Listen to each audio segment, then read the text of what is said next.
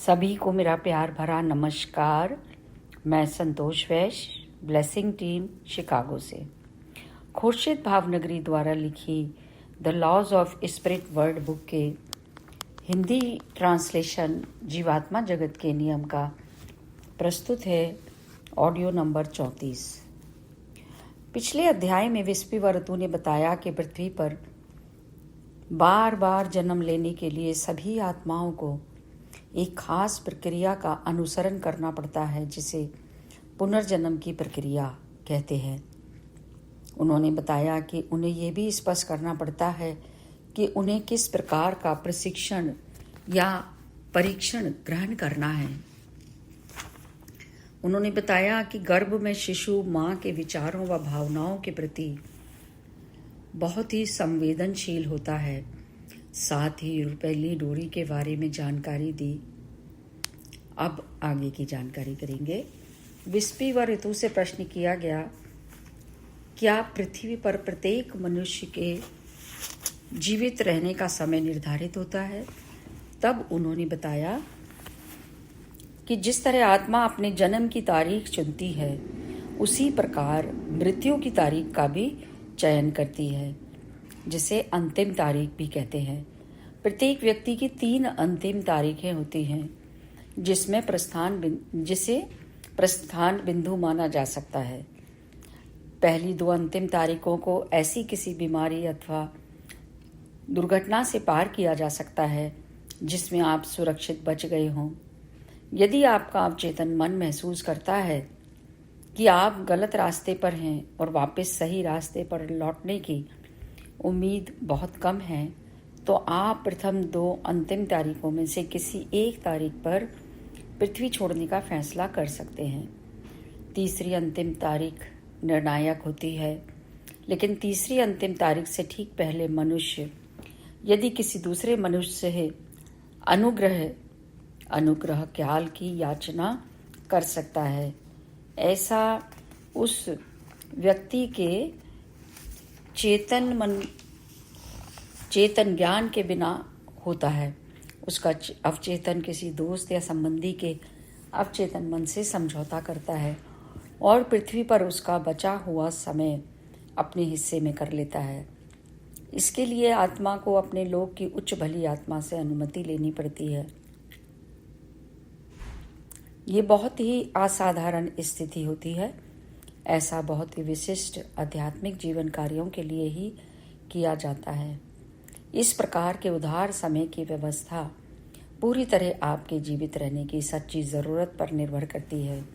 सबसे ज़्यादा महत्वपूर्ण ये है कि जो व्यक्ति अपनी जिंदगी के दिन देने वाला हो, उसने अपना जीवन कार्य पूरा कर लिया हो और जीने के लिए उसके पास कुछ ना बचा हो। इस प्रकार के समझौतों के लिए जीवात्मा जगत में खास अनुमति प्राप्त करनी पड़ती है।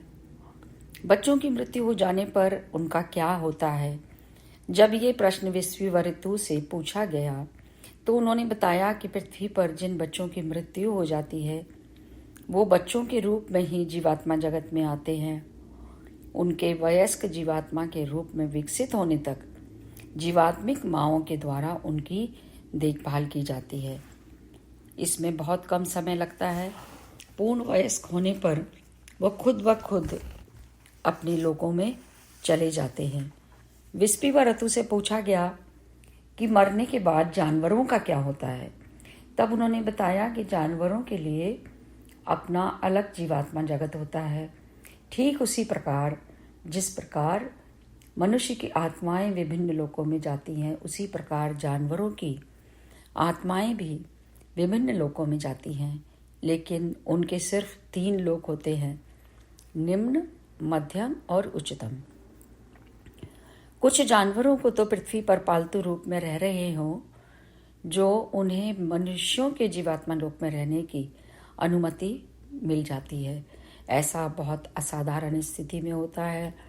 दोनों के बीच विशुद्ध प्रेम होना चाहिए। विस्पीवरतु से जब पूछा गया कि क्या जीवात्माएं हमेशा खुश रहती है, तो उन्होंने बताया कि वे लोग संतुष्टि की अवस्था में रहते हैं, पर जब उन्हें मनुष्य को नकारात्मक रास्ते पर चलते हुए देखते हैं तो बहुत दुखी हो जाते हैं। उन्होंने बताया, जब लोग आध्यात्मिक रूप से गलत राह पर चलते हैं या जब पृथ्वी पर उनके प्रियजन न्याय के लिए तड़पते हैं और नकारात्मक आत्माओं के हाथों दुख उठाते हैं, उस स्थिति में जीवात्माएं दुख महसूस करती हैं। अन्यथा जीवात्माएं खुश और सकारात्मक रहती हैं। इसके साथ जीवात्माओं को पता होता है कि ईश्वर का अस्तित्व है और वे उन तक पहुंचने के लगातार प्रगति कर रहे हैं। इससे वो बहुत प्रसन्न रहते हैं। क्या सभी जीवात्माओं ने ईश्वर का साक्षात्कार किया है? ये प्रश्न जब विस्पीवरतु से पूछा गया तो उन्होंने बताया कि नहीं, ऐसा नहीं है। उच्चतर लोगों की कुछ ही जीवात्माओं की ईश्वर से भेंट हुई होती है, लेकिन सभी जीवात्माएं जीवात्मा लोक में रहती हैं तो वो उनकी सृष्टि के सौंदर्य व ज्ञान का दर्शन कर सकते हैं और उनका अस्तित्व है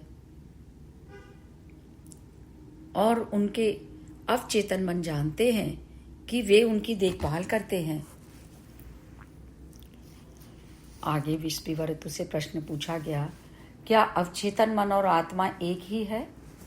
तब उन्होंने जवाब दिया कि अवचेतन मन को आप अपनी अंतरात्मा माने।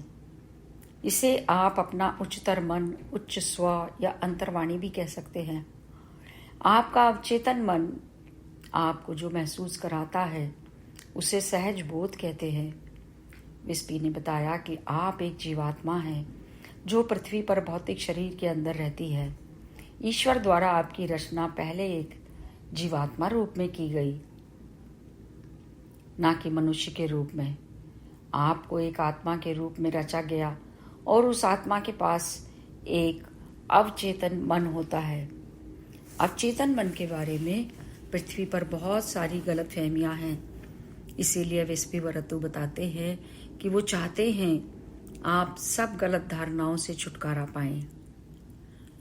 आत्मा आपका शाश्वत जीवात्मिक शरीर है। जिस तरह पृथ्वी पर आपका एक भौतिक शरीर होता है, उसी तरह आपका जीवात्मिक शरीर आपकी आत्मा कहलाती है। ये अमर होती है। अवचेतन मन आपका वास्तविक आध्यात्मिक मन है। जिस तरह भौतिक मन शरीर का मार्गदर्शन करता है, उसी प्रकार अवचेतन मन आत्मा का मार्गदर्शन करता है। आत्मा और अवचेतन मन हमेशा के लिए एक साथ जुड़े रहते हैं। विस्पीवरतु से पूछा गया कि अवचेतन मन की क्या भूमिका होती है।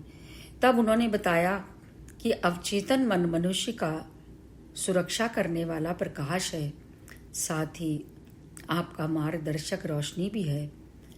ये एक प्रकार से आध्यात्मिक राडार के रूप में काम करता है। जब कोई मनुष्य आध्यात्मिक रूप से गलत फैसला लेने वाला होता है तो अवचेतन मन उसे सचेत करता है और इस प्रकार आत्मा की सुरक्षा करता है।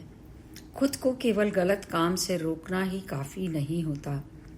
सबसे महत्वपूर्ण बात तो ये है कि ईश्वर की राह पर चलने के लिए वही करना चाहिए जो आध्यात्मिक रूप से सही हो। इसलिए मनुष्य को गलत